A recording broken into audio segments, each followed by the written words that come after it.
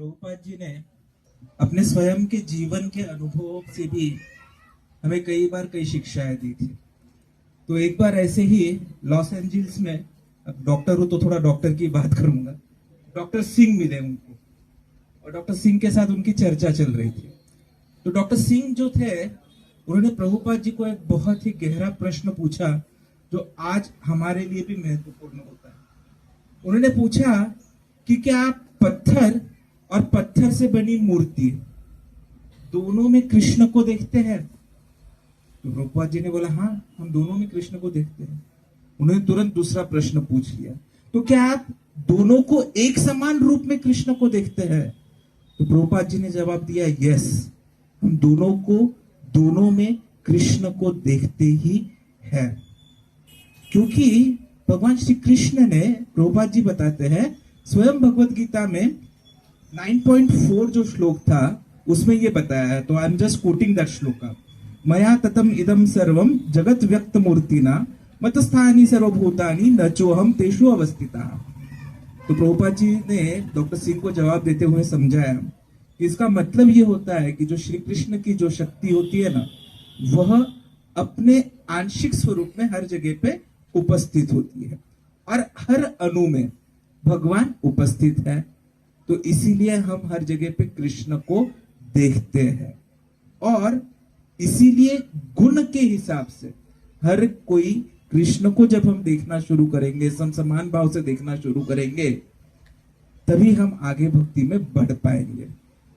Doctor Singh ने तुरंत आगे पूछ लिया, पर फिर भी बोले यस व्हाट? तो उन्होंने बोला नहीं, तो आपका ऐसा कहना है कि मनुष्य जो है वो एक पत्थर में भी श्री कृष्ण को देख सकता है?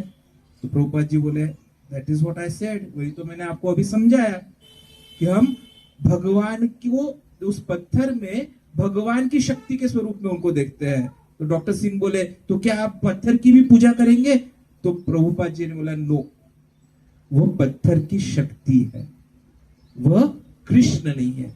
क्योंकि कृष्ण जो है वो स्वयं विग्रह स्वरूप में आते हैं, ऐसा कृष्ण ने बोला है। तो पत्थर शक्ति है पर मूर्ति जो है, विग्रह जो है, वो स्वयं श्री कृष्ण के स्वरूप है। तो ये अचिंत्य भेदाभेद तत्व होता है, ऐसा उन्होंने उनको समझाया कि कृष्ण की शक्ति हर जगह पर उपस्थित होती है, वे अपनी शक्ति के द्वारा हर जगह पर उपस्थित है। तो हमें हर चीज को देखकर श्री कृष्ण को याद करना है, लेकिन सेवा यदि करनी है तो विग्रहों की सेवा करनी है। और तब उन्होंने उनके जीवन का एक चीज बताई कि कृष्ण की शक्ति कैसे पहचाननी है। तो प्रभुपाद जी बोलते हैं कि बचपन में जब वे छोटे थे तो उनके माता पिता उन्हें समझाते थे कि कैसे खाने का इंतजार, खाने का जो है वह प्रसाद का जो है मान करना चाहिए। तो उन्होंने बोला कि उन्हें बोला गया था चावल का एक कण भी यदि गिर जाता है तो भगवान की शक्ति होती है, उसे नष्ट नहीं करना है। अभी थोड़ी देर में हमें प्रसादम मिलने वाला है, इसलिए ये जरूरी है समझना। तो प्रभुपाद जी बोलते हैं मुझे सिखाया गया कि उस एक कण को भी उठाओ, अपने सिर पे लगाओ, क्षमा मांगो और फिर उसे धारण कर लो, क्योंकि वह क्या है?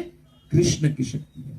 तो कृष्ण की शक्ति को ऐसे वेस्ट नहीं करते, क्योंकि यो माम पश्यति सर्वत्र सर्वम च मयि पश्यति तस्य हम न प्रणश्यामि स च मे न प्रणश्यति।